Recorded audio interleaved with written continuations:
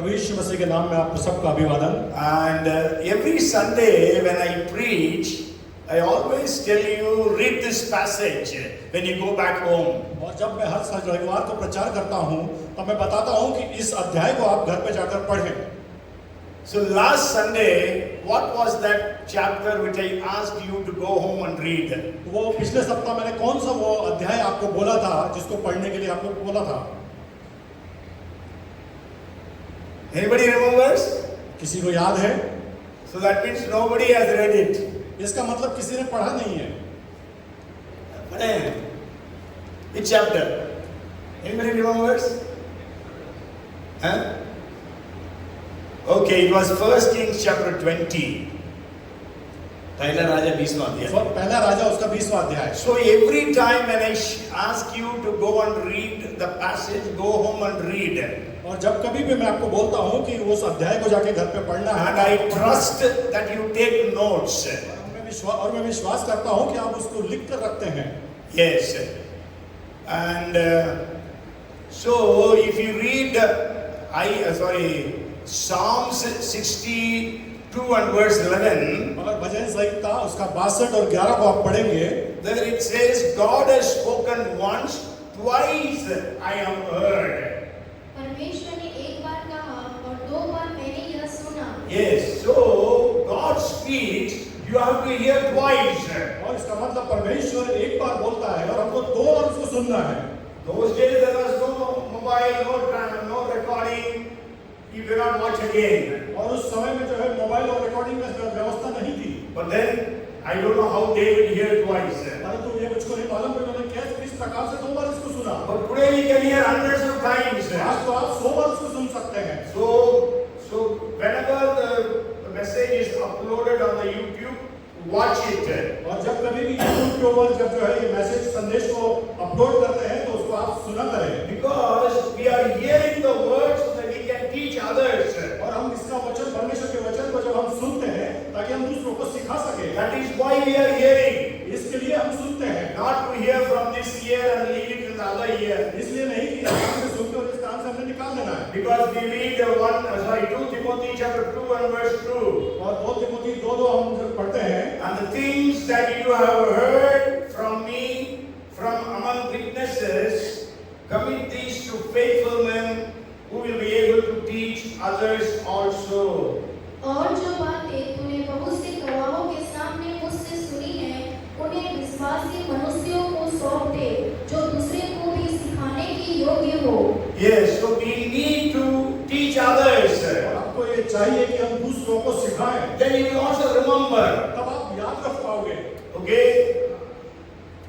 The reason why, how I remember is, I keep on teaching others. और कैसे मैं याद रख पाता हूँ कि मैं आपको इस बात को सिखाते रहता हूँ इसलिए से।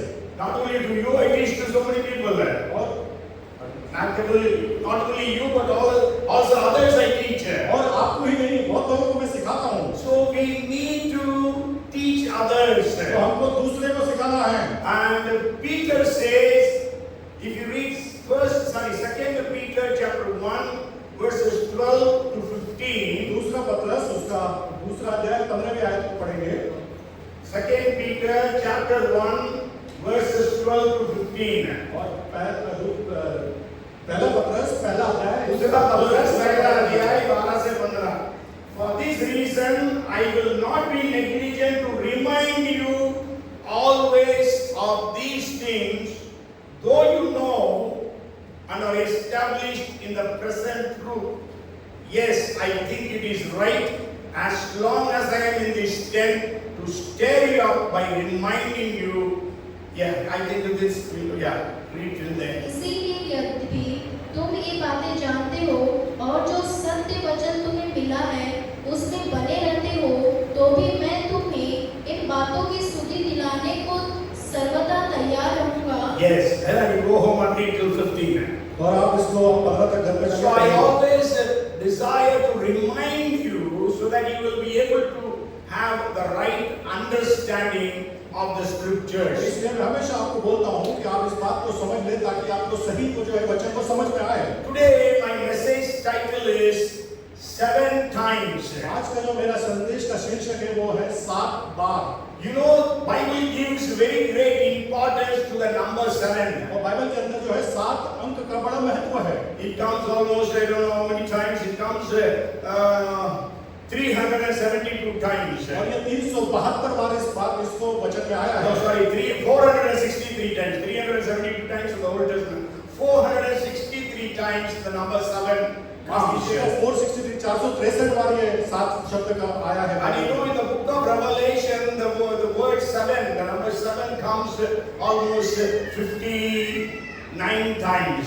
और जो है प्रकाशित वाक्य में जो है ये 7 शब्द का जो प्रयोग है वो कम से कम 59 बार आया है। Okay, today, seven times, I'm going to share about 7 important things that every human being needs to do 7 times. और जो 7 महत्वपूर्ण बातें 7 आपको अपने जीवन में 7 बार पूरा करना है। It is not only for believers, it is for every human being that is born on the face of this earth. ना केवल उन विश्वासियों के लिए परंतु हर एक व्यक्ति के लिए जो इस धरती पर पैदा होता है उसके लिए। If you read Leviticus chapter 16 and verse 14, अगर आप पढ़ेंगे लेवी व्यवस्था उसका 16वां अध्याय और 14वीं आयत को, he means that the high priest shall take some of the blood of the bull and sprinkle it with his finger on the mercy seat on the east side, and before the mercy seat he shall sprinkle some of the blood with his finger 7 times. तब वह बछड़े के लहू में से कुछ लेकर पूर्व की ओर प्रायश्चित के ढकने के ऊपर अपनी उंगली से छिड़के और फिर उस लहू में से कुछ उंगली के द्वारा उस ढकने के सामने भी 7 बार छिड़क दे। Yes, 7 times the high priest used to sprinkle the blood. और महायाजक को जो है 7 बार जो उस लहू को है वो छिड़कना होता था। You go home and read Leviticus 16th chapter. आप घर जाके लेवी व्यवस्था उसका 16वां अध्याय को पढ़िएगा। You know, God gave 7 different feasts to the people of Israel. और परमेश्वर ने 7 जो है पर्व जो इस्राएली के लोगों के लिए दिए। And one of the feasts is called Day of Atonement. और एक जो पर्व है वो प्रायश्चित का पर्व का दिन। पर्व नहीं बोलते हैं, वो दिन है। Okay, all other feasts are called as feasts, but this feast is actually called as Day of Atonement. और वो सारे जो पर्व है 6 वो पर्व कहलाता है, परंतु ये जो पर्व है ये प्रायश्चित का दिन कहलाता है। Yes, why it is called as Day of Atonement? क्यों इसको प्रायश्चित का दिन कहते हैं? All the Israelites even today they need to fast the entire 24 hours.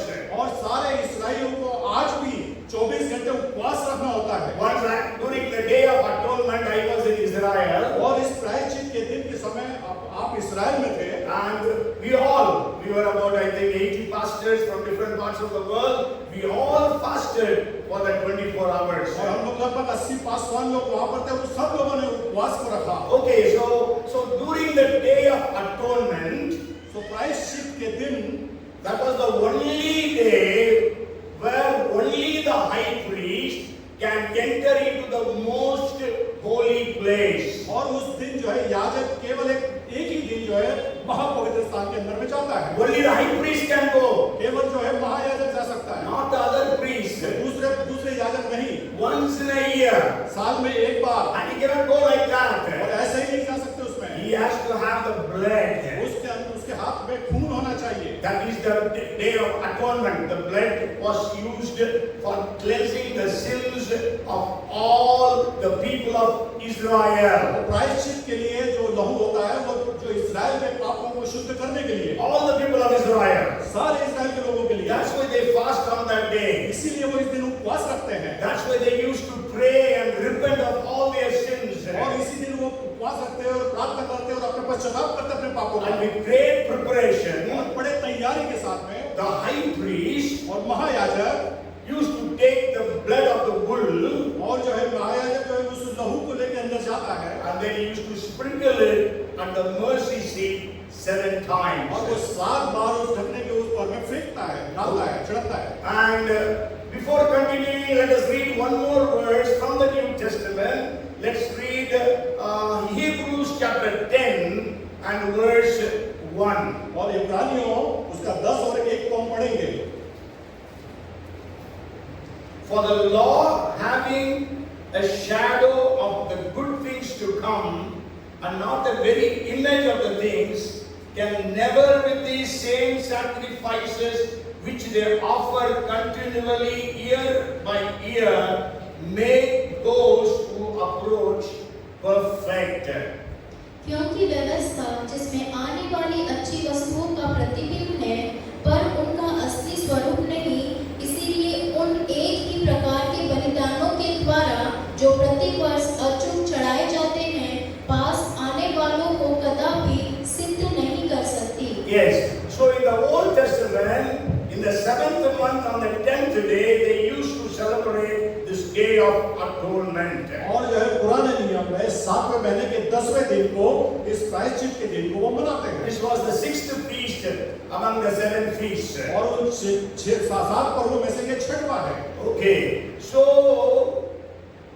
this atonement was a shadow, but Jesus fulfilled it in person. और जो है ये एक छाया थी वो वहां पे, पर यीशु मसीह ने इसको पूर्ण किया था। If you read 1 John chapter 2 and verse 2, और पहला यूहन्ना 2 और 2 को आप पढ़ेंगे, he himself, that means Jesus himself, is the propitiation or atonement for our sins, and not for ours only, but also for the whole world. और वही हमारे पापों का प्रायश्चित है और केवल हमारे ही नहीं वरन सारे जगत के पापों का भी। Yes, so Jesus, that's why I said these 7 things every human being needs to do. तो इसलिए मैं कहता हूँ कि ये 7 बातों को हर एक मनुष्य को करना है। And the blood of Jesus does not cleanse only us, the believers, it can cleanse all the people on the face of this और earth. यीशु मसीह का लहू केवल हम विश्वासियों के पापों को नहीं धोता, पर तो इस संसार के सारे लोगों के पापों को धोता है। You go home and read Hebrews chapter 9 verses 24 to 28. आप घर जाके इब्रानी उसका 9वां अध्याय उसके 24 से लेकर 28 तक आप घर जाके पढ़िए। And also Hebrews chapter 9 verses 11 to 15. और उसके अलावा इब्रानियों की पत्री उसका 9वां अध्याय 11 से लेकर 15 तक। Yes, these verses if you read, you will be able to understand atonement in a better way. और इस बात को जब आप घर पर जाकर पढ़ेंगे तो आप प्रायश्चित के बारे में अच्छे तरीके से समझ पाएंगे। As the high priest once in a year used to sprinkle the blood 7 times, इस प्रकार से जो है वो महायाजक साल में एक बार 7 बार लहू को छिड़कता था।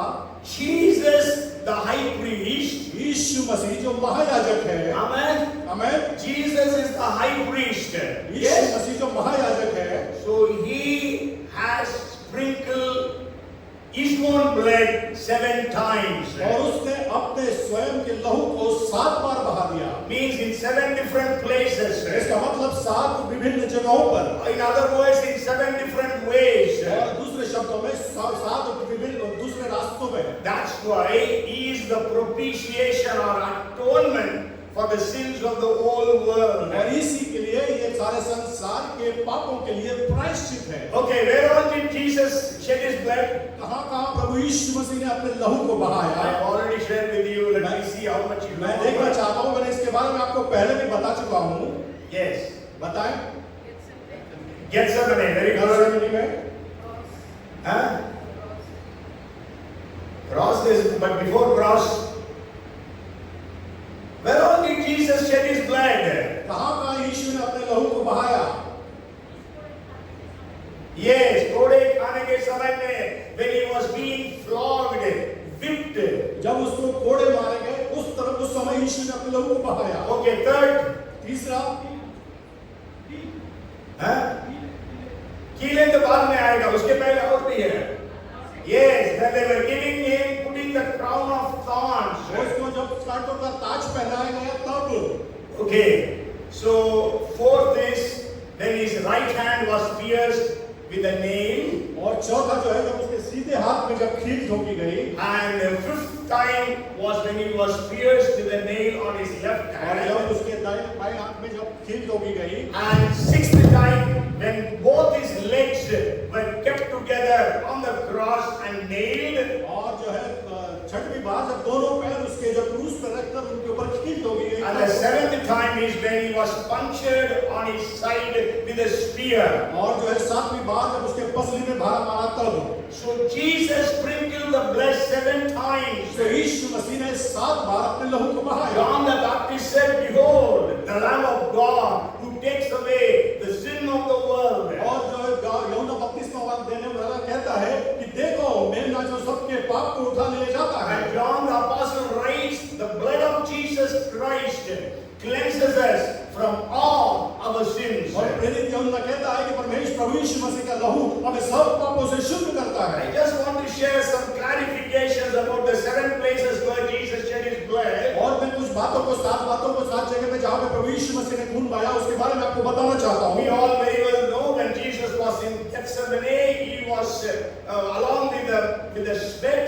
There were drops of blood that dropped. और हम जानते हैं जब यीशु मसीह गethsemane में था तो पसीने के साथ में उसका खून भी बहा। And Brother Naveen's place, I shared about that.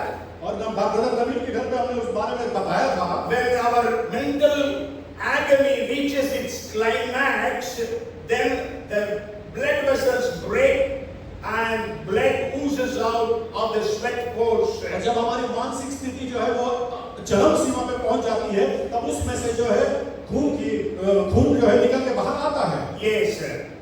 So Jesus, because of the sins of the world, he was so much agonized mentally. और इस सारे संसार के पापों के कारण जो है यीशु मसीह बड़े अपने मानसिक रूप से बहुत तकलीफ में थे। So he shed his blood तो in उसने अपने लहू को Gethsemane. बहाया गethsemane में। And the second place was at the whipping post. और वो दूसरा जो लहू बहाया यीशु मसीह ने जहां पर कोड़े मारे गए उसको। And I want to give a clarification here. और यहाँ पर मैं आपको साफ बताना चाहता हूँ। Many times even great preachers all the time say Jesus was flogged 39 times. और वो बड़े-बड़े प्रचारक कई बार इस प्रकार से कहते हैं कि यीशु मसीह को 39 कोड़ों से मारा। But it is not right.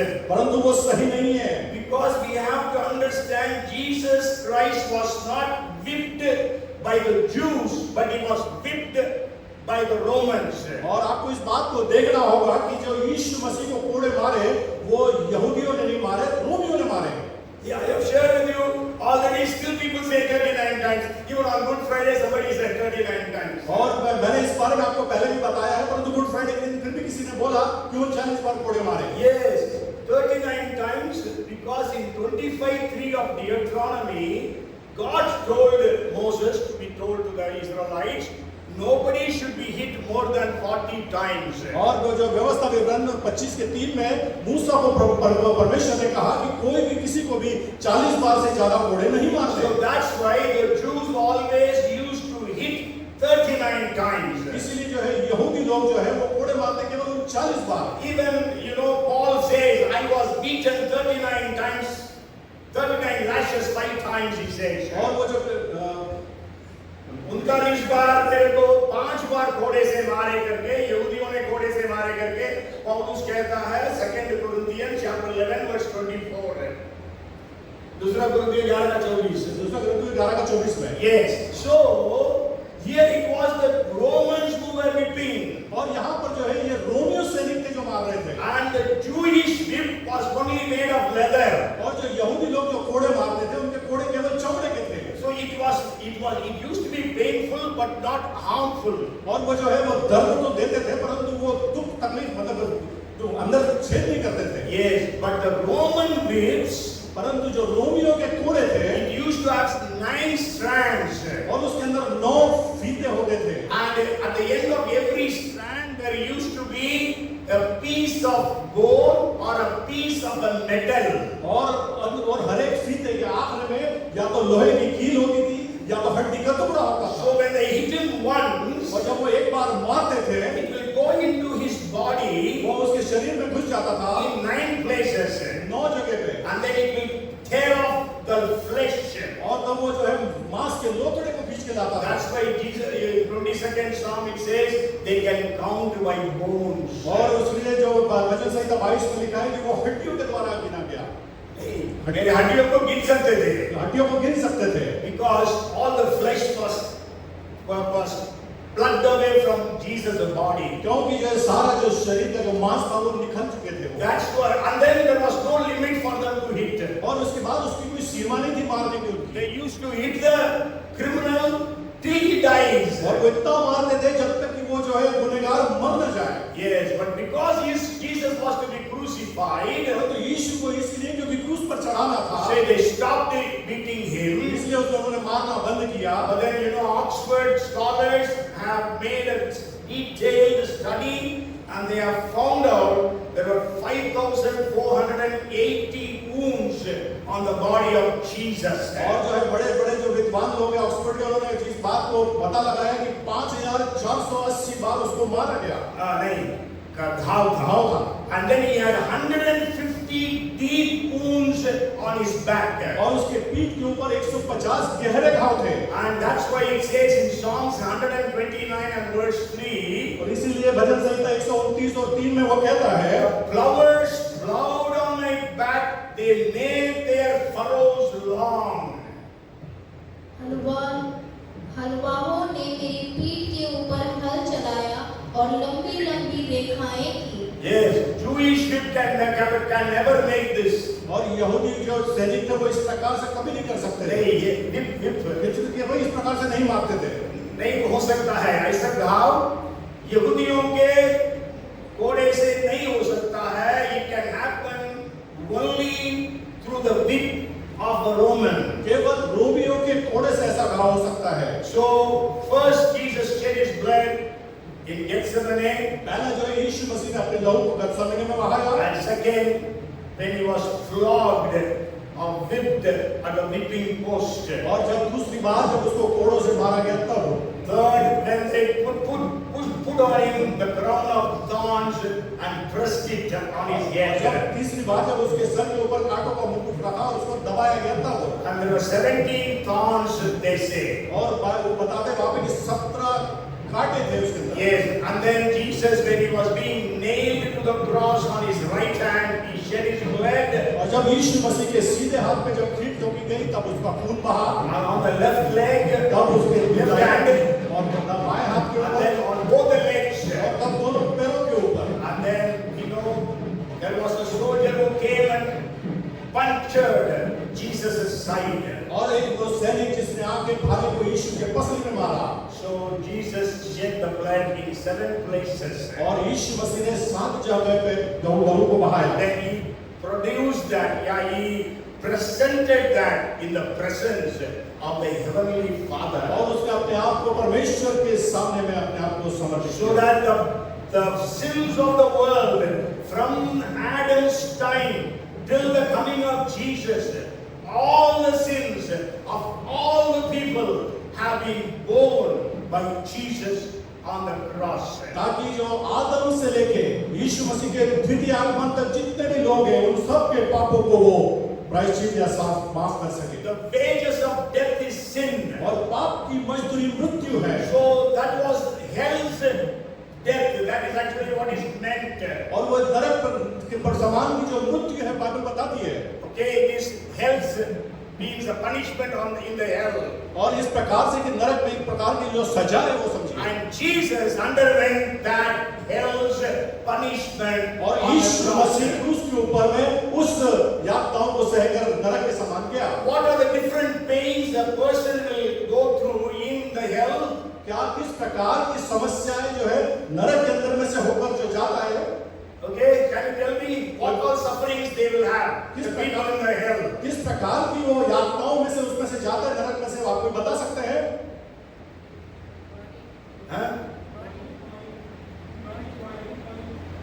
कोई नहीं. Means what are the pains? What kind of things they will go through? Whether it is oil or fire, whatever it is. But then what are the things that they go through? और किस बातों से होकर वो जाते हैं? One is darkness.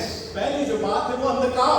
That's why when Jesus was on the cross for 3 hours, there was utter darkness. इसीलिए यीशु मसीह जब 3 घंटे क्रूस के ऊपर बैठा तो वहां संपूर्ण रीति से अंधकार छा गया। Second is pains, torment. और वहां पे दूसरी बात जो है दर्द है और तकलीफ है। नरक में. नरक में. Yes. You know when the rich man was in the Hades. और जो है जो धनी व्यक्ति था वो जो नरक में था. Yes. What did he tell Abraham? उसने अब्राहम से क्या कहा? Send Lazarus to my father's house. Lazarus को मेरे पिता के घर में भेज दे, so that they will repent. ताकि वो पश्चाताप करे. Otherwise, I don't want my brothers to suffer torment in this place. ताकि जो मेरे भाई लोग हैं इस प्रकार से यहाँ पे यातनाओं में तकलीफ में न रहें. So there is pain. So Jesus underwent or endured the pain of the hell. और इस प्रकार से यीशु मसीह यातनाओं में से, तकलीफ में से, नरक की जो होती है उसमें से बच गया. Okay, then इसके अलावा what else happens in the hell? Huh? Thirst. People will be thirsty in the hell. और नरक में लोग प्यासे हैं, प्यासे. You know what did the rich man say? और वो जो धनी व्यक्ति ने क्या कहा मालूम है? Oh, Father Abraham, send Lazarus to me so that he can dip his finger in water and come and cool my tongue. और उसने अब्राहम से कहा कि आप उसको लाजरस को मेरे पास भेज कि एक बूंद मेरे जीभ पर डाले ताकि मैं ठंडक को पा सकूं. So thirst. So Jesus, what did he say? तो यीशु ने क्या कहा? I thirst. मैं प्यासा हूं. Okay, and then fourth thing. और चौथी बात, Separation from God. और जो है परमेश्वर से अलगाव. That's why Jesus cried, my God, why have you forsaken me? इसीलिए यीशु ने पुकार कर कहा, हे मेरे परमेश्वर, तूने मुझे क्यों छोड़ दिया? Never did Jesus in 33.5 years called God as God. और 33 साल में प्रभु यीशु मसीह ने परमेश्वर को परमेश्वर करके नहीं पुकारा.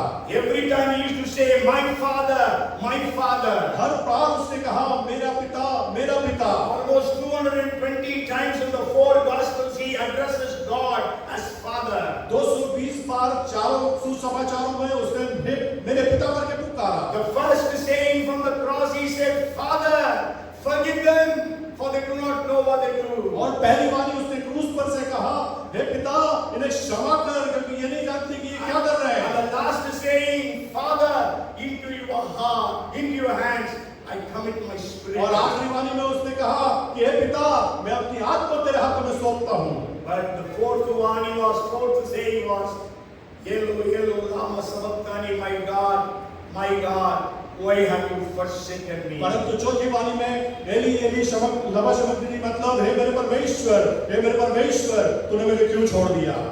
And then fifth thing, और तो पांचवी five बात, things only I wanted to share.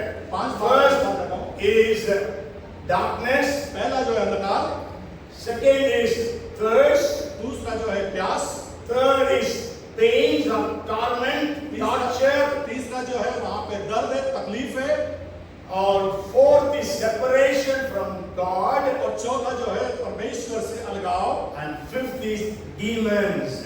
और पांचवा जो है वो दुष्ट आत्माएं. आत्माएं. And Shaitan also. You know, maybe why it became dark when Jesus was on the cross for 3 hours. और क्यों ऐसा हुआ कि 3 घंटे जब यीशु मसीह क्रूस पर थे तो अंधकार छा गया.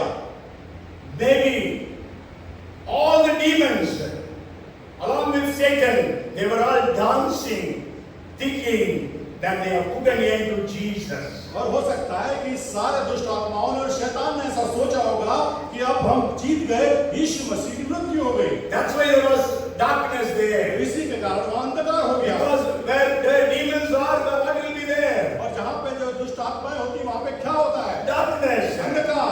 Yes, so Jesus endured all these things for your salvation and my salvation. और यीशु मसीह ने ये सब को सहा केवल मेरे और आपके उद्धार के लिए. Why did God allow him to die in this way? और इस प्रकार से परमेश्वर ने कैसे उसको अनुमति दिया मरने के लिए? Because that was the only way that our sins can be atoned or paid for. और इसके द्वारा से केवल एक ही कारण था जिसकी वजह से हमारा जो पाप था वो प्रायश्चित हो सके और हमको गुनाहों की माफी मिल सके. एक ही तरीका है ना? एक ही तरीका है जिसके द्वारा हमारे पापों की क्षमा हो सकती है. Only one way, no other way. केवल एक ही रास्ता, और कोई रास्ता नहीं. Okay? The disciples were shattered. Disciples were shattered. और जो शिष्य लोग हैं वो स्तब्ध हो गए. But then we know Jesus rose on the third day. परंतु हम जानते हैं कि यीशु मसीह तीसरे दिन मृतकों में से जी उठा. So that is the good news that we have. और ये सुसमाचार है हमारे पास. Jesus not only paid our propitiation or atonement, ना केवल यीशु मसीह ने अपना प्रायश्चित हमारे लिए किया, and he put a seal on that through his resurrection. और उसने उसको एक मुहर लगा दी अपने पुनरुत्थान के द्वारा से. Today my question to you is, are you saved? आज मेरा सवाल आपके लिए है, क्या आप उद्धार पाए हैं? Maybe you are a nominal Christian. हो सकता है कि आप नामधारी मसीही हो. Maybe you are a non-Christian. हो सकता है आप अन्य जाति से हो. Hebrews chapter 2 and verse 3 says, इब्रानियों 2 और 3 कहता है, first part says, how shall we escape if we neglect so great a salvation?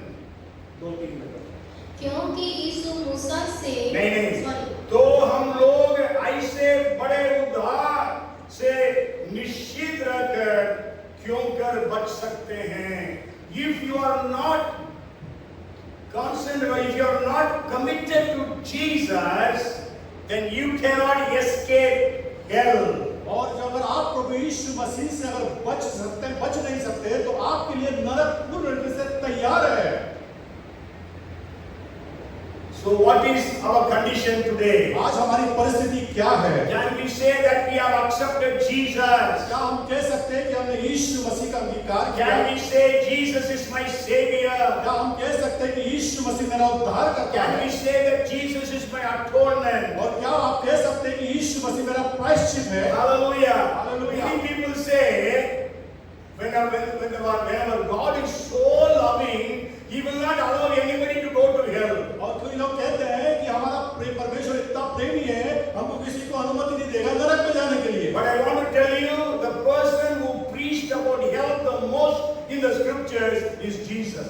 और जो है सबसे ज्यादा बार जिसने प्रचार किया नरक के बारे में, वो यीशु मसीह. Hallelujah. Hallelujah. If we neglect such a great salvation, we cannot escape. अगर हम इतने बड़े उद्धार को अगर हम उसको हम विश्वास नहीं कर रहे या उसके ऊपर तिरस्कार कर रहे, तो हम बच नहीं सकते. I wanted to share 7 points. आज मैं आपको 7 बिंदु बताना चाहता हूँ. 7 times come 7 times in the Bible. 7 बातें जो है 7 बार बाइबल के अंदर में आई हुई है. But I think maybe I will be able to share one more thing. और मेरे को लगता है कि केवल मैं एक ही बात और बता पाऊंगा. And that is, let's read 2 Kings chapter 5 and verse 14. और वो है दूसरा राजा उसका 5वां अध्याय का 14वीं आयत. So he means Naaman, went down and dipped 7 times in the Jordan, according to the saying of the man of God, and his flesh was restored like the flesh of a little child, and he was clean. तब उसने यहोवा के भक्त के वचन के अनुसार यरदन को जाकर उसमें 7 बार डुबकी मारी और उसका शरीर छोटे लड़के का सा हो गया और वह शुद्ध हो गया. Yes, we all know this story very well. और इस कहानी को हम सब बड़े अच्छे तरीके से जानते हैं. The chief of the army of Syria, he was called as Naaman. और नामान नाम का एक व्यक्ति जो है सीरिया का मुख्य जो है सैनिक था, सेनापति था. And he was having leprosy. और उसको कोढ़ से ग्रसित था वो. But there was a Jewish girl who was captured as a prisoner of war, and she was working in his house. और युद्ध के दौरान में वहाँ पे एक यहूदी लड़की को उसके घर में रखा गया था ताकि उनके लिए वो काम करे. Yes. So that girl told the mistress. तो उस लड़की ने उसकी जो मालकिन थी उससे कहा, if our master can go to Israel, there is a prophet and he can be healed of leprosy. अगर हमारे जो मालिक है, वो अगर इस्राएल में जाएंगे तो वहां एक संदेशा है या वहां पे भविष्यवक्ता है, वो उसको ठीक कर सकता है। And you have to remember, before this incident, there has never been a leper that was cleansed. और आपको इस बात को बता देते हैं कि इसके पहले ऐसा कोई कोड ही नहीं था जो शुद्ध हुआ। Okay? Nowhere in the human history. वो किसी भी मानव के इतिहास में नहीं हुआ था। But then that girl could say that. और वो लड़की इस प्रकार से कहने पाई। She used that opportunity. उसने उस स्थिति को अवसर को उसने ढूंढा। As Sister Ambika was sharing, how she shared the gospel with those girls. किस प्रकार से बहन अंबिका ने बताया कि किस प्रकार से उसने अवसर पे उस बहन को सुसमाचार को सुनाया। That small girl, maybe she was 10 years, 12 years old. वो छोटी बेटी थी, हो सकता है 5, 8 साल या 10 साल की होगी। She said, "Let our master go." उसने कहा कि हमारे जो स्वामी है वहां पे जाए। You know, if a poor person tells us, gives us some advice, will we hear? क्या आप सोचिए कि कोई गरीब आदमी अगर आपको सलाह दे, क्या हम सुनेंगे? Huh? If a rich man says, educated man, then we will hear. कोई पढ़ा लिखा आदमी कहे या कोई आदमी बड़ा आदमी कहे तो हम जरूर सुनेंगे। A poor prisoner of war, और गरीब लड़की जो वो कैद की गई थी युद्ध में, they would have said, "Your God would not save you." वो कह सकता था कि तेरे परमेश्वर ने तुझको ही नहीं बचाया। You are a slave in my house, तू मेरे घर में बंद हुआ है and you are telling me to go there. और मुझको कह रही कि वहां जाके तू जाके शुद्ध हो जा। They would have told or not? उसको ऐसा कही होगी कि नहीं? We would have told. Yes. Yes. But we don't know. God worked in that man's heart, that lady's heart, so they believed. और उस हमको नहीं मालूम, परंतु परमेश्वर ने उनके जीवन में काम किया, उस महिला के जीवन में काम किया और वो गए। As God worked in the Pharaoh's daughter's heart, which is to adopt Moses. जिस प्रकार से फिरौन की बेटी के हृदय में काम किया कि वो मूसा को गोद ले पाई। Okay, so we know that Naaman went to Israel. और हम देखते हैं कि नामान जो है वो इस्राएल के लिए गया। He first goes to the king. पहले वो राजा के पास गया। King was so much shocked. और राजा जो है बड़ा भौचक्का हो गया। Then Elisha sends the word, "Is sending here." और एलीशा ने कहा उससे कि उसको यहाँ भेज। And so Elisha sends his servant to Naaman. When Naaman reaches his house, और जैसे ही वो आने वाला था तो नामान के पास उसने एलीशा ने अपने सेवक को भेजा। नहीं, Naaman reached Elisha's house. Naaman जो है एलीशा के घर में आया। If you or I would have been there, what we would have done? आप और मैं होते तो वहां पे हम क्या करते? Who is he? कौन है ये? He is the chief of the army. और वो सेनापति, Chief of the army of India. Will he ever come to our house? क्या सेनापति हमारे देश का हमारे घर आएगा? He came to Elisha's house. वो एलीशा के घर आया। But Elisha didn't go to meet him. और एलीशा जो उसको मिलने के लिए नहीं गया। Elisha sends Gehazi. और गेहाजी से एलीशा ने कहा, Go and tell him to dip 7 times in River Jordan. और जाके तू उससे संदेश भेजा कि तू उसको जाके बोल कि 7 बार यरदन नदी में डुबकी लगा। He got angry. वो गुस्सा हो गया। I thought he would come. I thought Elisha would come.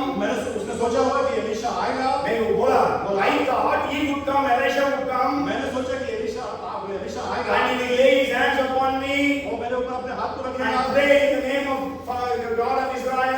और इस्राएल के परमेश्वर के नाम से प्रार्थना करेगा। And heal me. और चंगा कर देगा। And he is telling me to go and dip. वो मुझको कह रहा है कि जाके डुबकी लगा।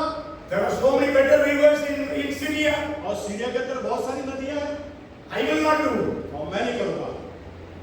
Then his servant said, तब उसके सेवकों ने कहा, Sir, if you would have asked him to do something difficult, you would have done. और उसने अगर कुछ कठिन काम करने के लिए कहा तो आप कर देते। He is just asking you to go and dip 7 times. वो तो आपको कह रहा है कि केवल 7 बार जाके डुबकी लगाओ। We read from Hebrews chapter 10 and verse 1. और हम इब्रानियों 10 और 1 से इसको पढ़ते हैं। एक पढ़े हम। Already it is a shadow. The Old Testament is the shadow of the New Testament. और ये जो है नए नियम की जो है परछाई है वो। Okay, the atonement is a shadow of our salvation or forgiveness of our sins. प्रायश्चित जो है हमारे जो उद्धार का है वो परछाई है। And this dipping 7 times in Jordan is the symbol of baptism. और ये जो 7 बार यरदन नदी में डुबकी लगाने का जो ये मतलब है हमारा बपतिस्मा। Today when we speak to people about baptism, today when we speak to people about आज baptism, हम लोगों को बपतिस्मा के बारे में बोलते हैं, as Naaman got angry, people get angry. और जैसे नामान गुस्सा हो गया लोग गुस्सा हो जाते हैं। Yes. हाँ, Arey, I am baptized when I was a child. और मैं जब बच्चा था तब मेरा बपतिस्मा हो गया। I want to tell you something about baptism today. मैं आपको आज बपतिस्मा के विषय में कुछ बताना चाहता हूँ, Because there is not proper teaching about baptism. क्योंकि जो है उसकी योग्य शिक्षा जो है बपतिस्मा के बारे में नहीं दी जाती। And you can, on the YouTube there are 4 messages in English and 4 messages in Hindi about baptism. और बपतिस्मा के विषय में 4 जो है हिंदी में संदेश है और 4 जो है अंग्रेजी में संदेश है। Okay. Before that, let's read Acts chapter 22 and verse 16. उससे पहले मैं चाहता हूँ कि प्रेरितों के काम उसका 22 और 16 को हम देखें। And now, why are you waiting? Arise and be baptized and wash away your sins, calling on the name of the Lord. अब क्यों देर करता है? उठ, बपतिस्मा ले और उसका नाम लेकर अपने पापों को धो डाल। This is actually Ananias telling Paul or Saul. और जो है अनन्या है ये जो शॉल पॉल के बारे में कह रहा You है। know, Saul or Paul was a PhD in the Bible of those days. Paul जो है उस समय जो है वो पीएचडी किया हुआ था बाइबल में। And to him, Ananias is telling और him, उसको अनन्या कह रहा be है baptized. कि बपतिस्मा ले ले। He took baptism. उसने लिया बपतिस्मा। So, what is baptism actually? और बपतिस्मा का मतलब क्या है? Our children who have taken baptism, the youth, they all have here, now they all have forgotten. और हमारे बच्चों ने जवानों ने बपतिस्मा लिया है, अब तो शायद वो भूल गए होंगे। If I ask what is baptism, अगर मैं बपतिस्मा के विषय में उनसे पूछूं तो yes,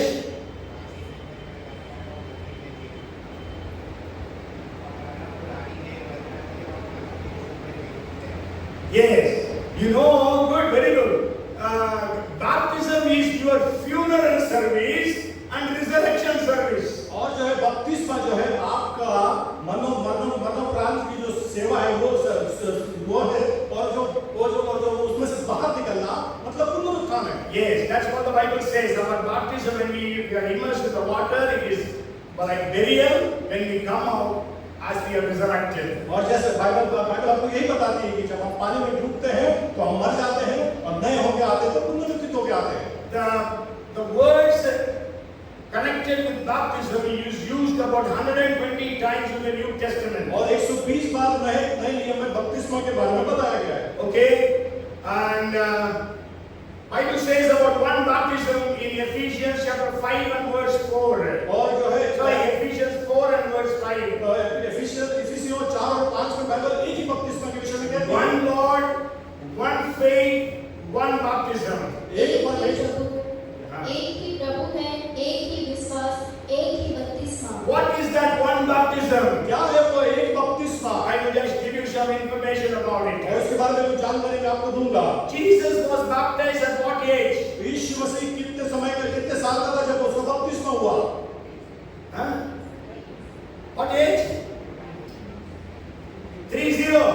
Yes, 30 years of age. 30 साल, हाँ 30 साल का था यीशु मसीह का बपतिस्मा हुआ। When Jesus was 8 days old, जब यीशु मसीह 8 दिन का था, then he was circumcised and he was named as Jesus. तब उसका खतना हुआ और उसका नाम यीशु रखा गया। Yes, Luke 2:21 says that. लूका रचित सुसमाचार 2:21 के बताता है। When Jesus was 40 days, जब यीशु मसीह 40 दिन का हुआ, then he was dedicated in the temple of Jerusalem. तब वो उसको यरूशलेम के मंदिर के अंदर में उसका समर्पण हुआ। We read about it in Luke chapter 2 verses 23 to 39. और जो है लूका रचित सुसमाचार उसके दूसरे अध्याय के 23 से 29 तक हम पढ़ते हैं। 39 तक है. 39 तक But पढ़ते at हैं। the age of 30, परंतु 30 साल की उम्र में Jesus was baptized in river Jordan by John the Baptist. और यूहन्ना बपतिस्मा देने वाले के द्वारा से यीशु मसीह को बपतिस्मा दिया, यीशु मसीह से बपतिस्मा लिया 30 साल की उम्र में। Jesus walked 145 kilometers to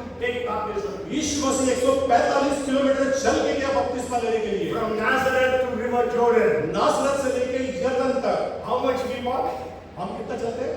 here to there. यहाँ से वहाँ। But no problem, because all the facilities are there today. कोई बात नहीं, मगर आज तो सबके पास सुविधाएं हैं। Why did Jesus take baptism when he was 13? क्यों यीशु मसीह ने बपतिस्मा लिया जब वो 30 साल का था? Today we say, when a boy or a girl comes to the age of knowledge, when he can discern between what is good or bad, then he is eligible to take baptism. आज हम कहते हैं कि कोई बच्चा जवान जब अपने आपे में आ जाता है और वो इस अच्छे और बुरे ज्ञान, भले और बुरे ज्ञान के बारे में जानता है, तब वो बपतिस्मा ले सकता है। Yes, maybe nowadays 10 years, 12 years, 15 years, whatever it is. और आज के दिनों में आप कह सकते हैं कि 10 साल, 12 साल, 14 साल, 15 साल। Okay. Why did Jesus take when he was 30 years of age? क्यों यीशु मसीह ने 30 साल का हुआ तब बपतिस्मा लिया? Have you ever thought of it? किसी ने सोचा इसके बारे में कभी? In the Old Testament, every Israelite, when he attains 20 years of age, he has to enter into the army. और हर एक जो इस्राएली होता था, जब वो 20 साल का हो जाता था, तब उसको सेना में भर्ती होना होता था। Numbers chapter 1 and verse 3 says, और नंबर्स गिनती उसका 1 और 3 में लिखा है। and a Levite can enter into the ministry when he was 25 years of age. और जो लेवी लोग होते थे, उनको जो है 25वें साल में सेवकाई में आना होता था। That is what we read in Numbers chapter 8 verses 24 to 26. और जो है उसको जो है गिनती उसका 8वां अध्याय है, 24 से 26 तक हम पढ़ते हैं। But a priest can enter into the ministry only at the age of 30. परंतु याजक को अपनी सेवकाई में केवल 30 साल का होने के बाद ही आना होता है। Numbers chapter 4 verses 1 to 3. और गिनती उसका 4वां अध्याय उसका 1 से लेकर 3 तक। Jesus was a priest. यीशु मसीह जो है याजक है। He was the high priest. वो महायाजक है। He can enter into ministry only when he was 30. जब वो 30 साल का होता है तभी उसको जाने की अनुमति होती है। That's why Jesus took baptism when he was 30. इसीलिए यीशु मसीह ने 30 साल का होने के बाद में बपतिस्मा So लिया। don't say when I am 30 I will take baptism. इसलिए ऐसा ना कहे कि जब मैं 30 साल का हो जाऊंगा तो बपतिस्मा लूंगा। All young boys, girls here who are not baptized. और जो भी यहाँ पे जवान बच्चे और बच्चियां हैं, आप जिन्होंने बपतिस्मा नहीं लिया, Okay? Don't say 30 years. ऐसा ना कहे कि 30 साल के बाद। Because Jesus was the priest, he took baptism when he was 30. और जब यीशु जो है याजक था, महायाजक थे, इसीलिए उसने 30 साल की उम्र में लिया। And one baptism, और एक बपतिस्मा, that is, once you attain the age of knowing what is good and bad, then you realize your sins, repent, and then you believe in Jesus, and then get baptized, and that is baptism. और जब आप जब इस उम्र में आ जाते हैं कि आप भले और बुरे के ज्ञान के बारे में जानने लग जाते हैं, अपने पापों के लिए आप अंगीकार करते हैं, प्रभु यीशु मसीह को आप उद्धार करते स्वीकार करते हैं, तब आप बपतिस्मा ले सकते हैं। And only through immersion. और वो केवल डूब की रीति से। Anybody remembers the 5 Greek words I have shared with you about baptism? किसी को याद है कि मैंने यूनानी के 5 शब्द बपतिस्मा के विषय में कहे थे? In Greek, about the use of water or liquids, there were 5 different Greek words used. और 5 विभिन्न जो है यूनानी शब्द जो है वो बपतिस्मा के लिए उपयोग में किए गए हैं। बपतिस्मा के लिए नहीं, पानी के उपयोग, लिक्विड को क्या बोलेंगे, द्रव का उपयोग के लिए 5 शब्द इस्तेमाल की गई है यूनानी भाषा में। One is ekio. एथियोप पहला। I'm not going to give you all the answer, all the meanings. Just you hear the word. One word I will explain. Okay, one is ekio. पहला एथियोप। It comes 65 times in the New Testament. और नए नियम में 65 बार आया। Second is ekio prostio. Second is prostio. प्रोस्टियो दूसरा जो है, And that comes only once in the New वो Testament. एक बार नए नियम में आया। And third is katekio. और तेथियो जो है तीसरा, And that comes twice. वो 2 बार आया। And fourth is rentizo. और चौथा जो है रेंटिसो, That comes 8 times. वो 8 बार आया। And baptizo comes almost 120 times. और बैप्टिज्म जो है वो 120 बार आया। Today people have sprinkling baptism. आज लोगों को जो है छिड़काव के बपतिस्मा को The कहते हैं। Greek word for sprinkling is rentizo. और ग्रीक जो यूनानी शब्द जो है उसका बपतिस्मा जो छिड़कने का है वो रेंटिसो है। So it is not baptizo. वो बैप्टिज्म नहीं है। So immersion, sprinkling baptism is not baptism according to this. Bible के अनुसार जो छिड़काव का बपतिस्मा वो बपतिस्मा immersion baptism. अगर आपने छिड़काव का बपतिस्मा लिया हुआ है तो आप तय करें कि आपको जो है डूब का बपतिस्मा लेना है। Because in the first century there was nobody who was given sprinkling baptism. परंतु प्रथम शताब्दी में ऐसा कोई नहीं था जिसको जो है छिड़काव का बपतिस्मा And दिया। no infants were baptized in the first century. और पहले शताब्दी में किसी भी बच्चों को बपतिस्मा नहीं दिया गया। Only in the fourth century the infant baptism came. और चौथी सेंचुरी में केवल जो है वो स्प्रिंकलिंग वाला बपतिस्मा दिया गया। An infant baptism, बच्चा का baptisma. बच्चे का बपतिस्मा दिया गया। Yes. So okay.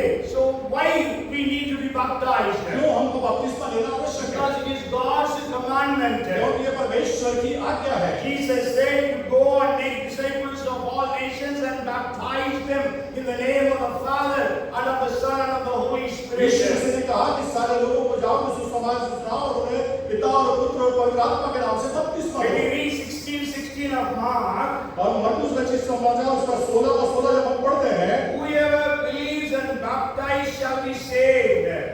जो विश्वास करे और बपतिस्मा ले उसी का उद्धार होगा, परंतु जो विश्वास न करेगा वह दोषी ठहराया जाएगा। Yes, so believe and be baptized, then you will be saved. और इसलिए विश्वास करें और बपतिस्मा ले तभी आप बचाए जाएंगे। So the first is we obey by taking baptism. और पहली बात जो हम उसका अनुसरण करते हैं बपतिस्मा लेने के द्वारा से। Second is it was an act of righteousness. और ये धार्मिकता का एक काम है। If you read Matthew chapter 3 and verse 15, और बच्चे रचित सुसमाचार उसका 3 और 15 को अगर आप पढ़ेंगे, when Jesus came to be baptized through John the Baptist, जब यीशु मसीह यूहन्ना बपतिस्मा देने के वाले के द्वारा से बपतिस्मा दिया जा रहा था, he was not permitting him. वो उसको अनुमति नहीं दे रहा था। He was telling Jesus, Lord, I need to be baptized by you. और वो कह रहा है कि यीशु मेरे को तुझसे बपतिस्मा लेना चाहिए। But then Jesus said, permit it to be so now, for thus it is fitting for us to fulfill all righteousness.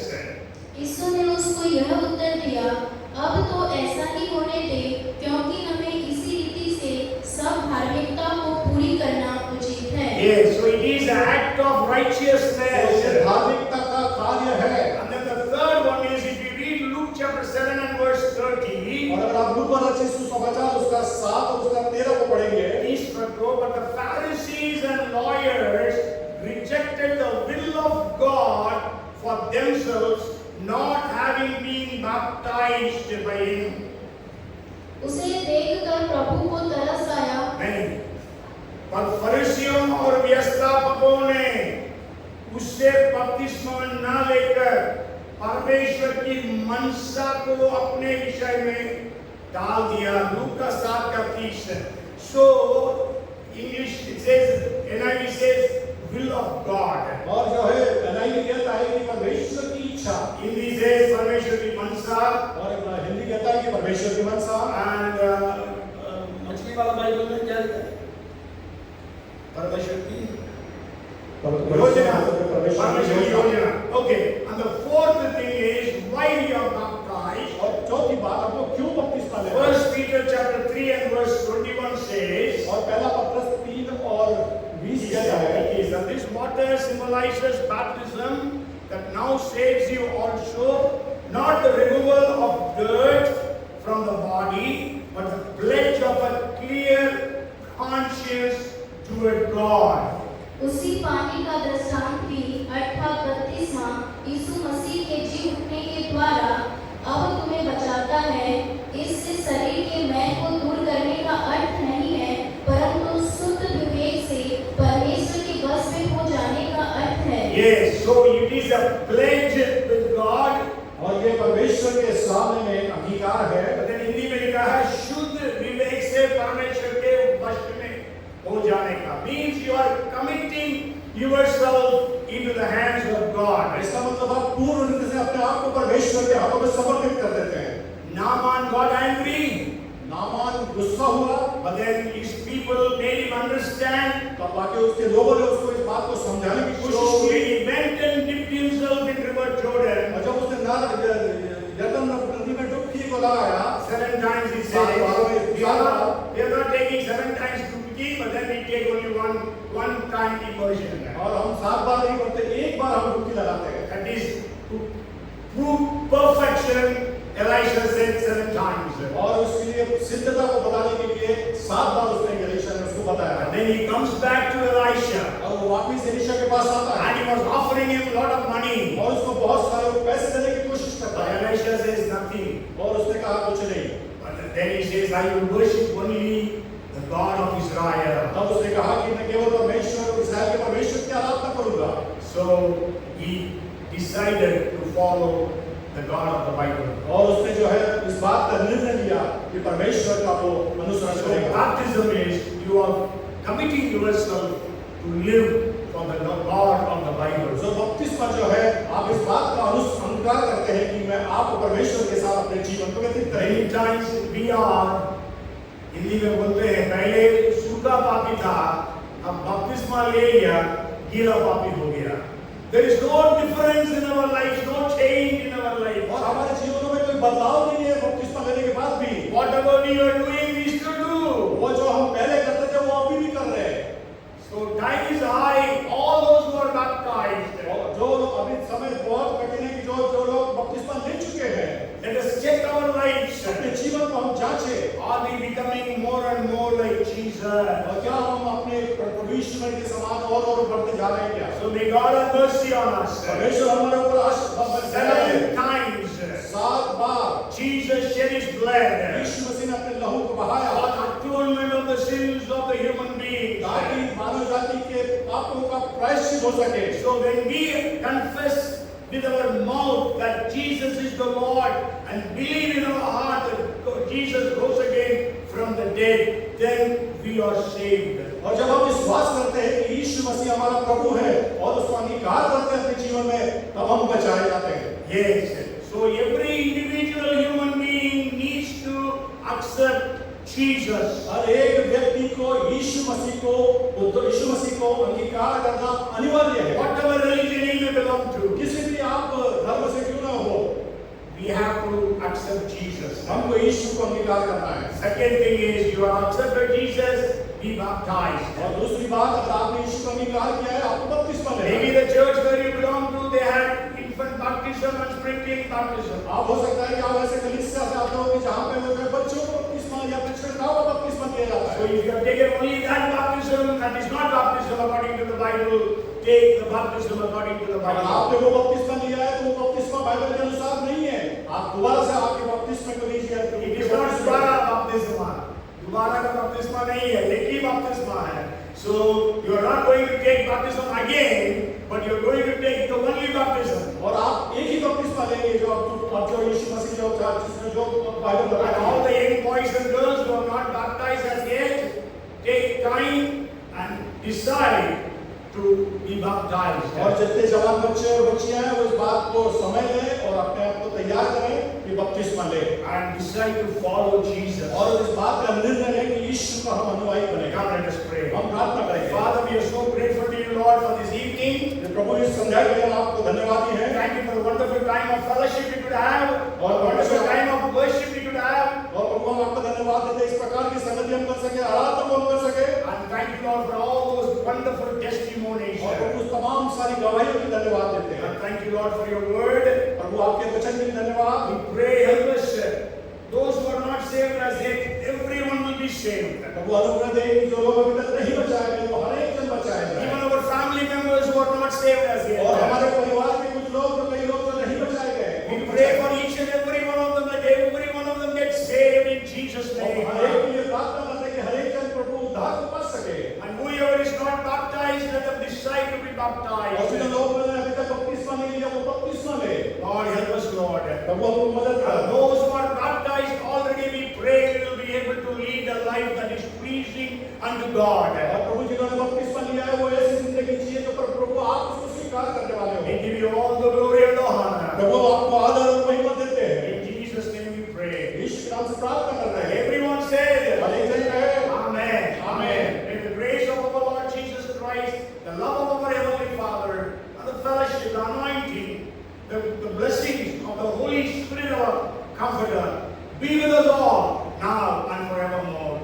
Amen. All right. part again. बोलो प्रभु यीशु मसीह की जय। हालेलुया।